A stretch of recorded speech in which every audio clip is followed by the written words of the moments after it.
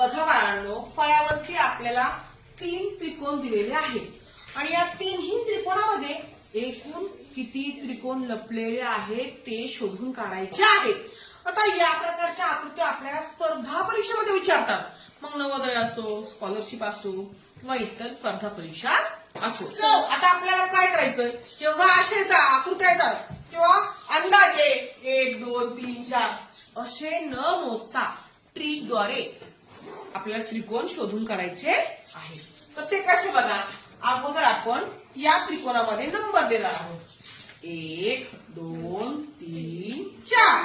आता या नंबरची मी बेरीज करणार आहे. लक्ष द्या.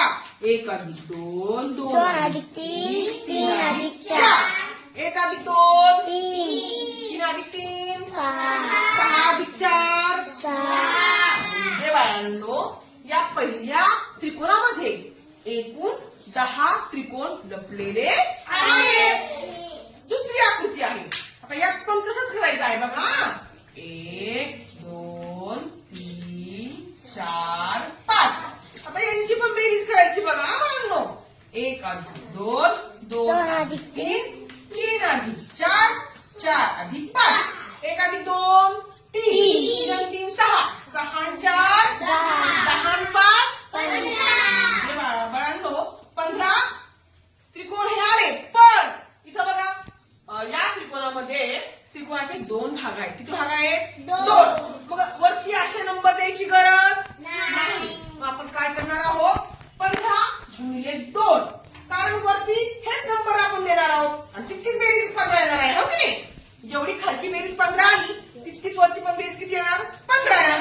मग आपण परत डबल न लिहिता आपण काय केलं, 15 गुणिले 2 केलं. 15 गुणिले 30, 15 गुणिले 30. म्हणजे या दुसऱ्या त्रिकोणामध्ये एकूण 30 त्रिकोण लपलेले आहेत. तिसरी आकृती आता बघा. 1, 2, 3. या तिघांची बेरीज करायची. 1 अधिक 2, 2 अधिक 3, 1 आणि 2, 3 आणि 3, 6.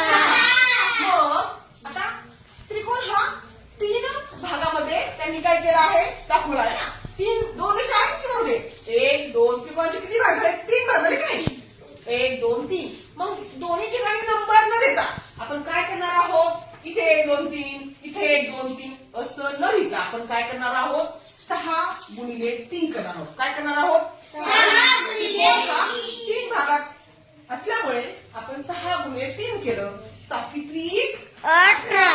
म्हणजे या त्रिकोणात एकूण 18 त्रिकोण लपलेले आहेत. समजलं का तुम्हाला बाळांनो? खूप सोपं आहे. समजलं? अगदी सगळ्यांना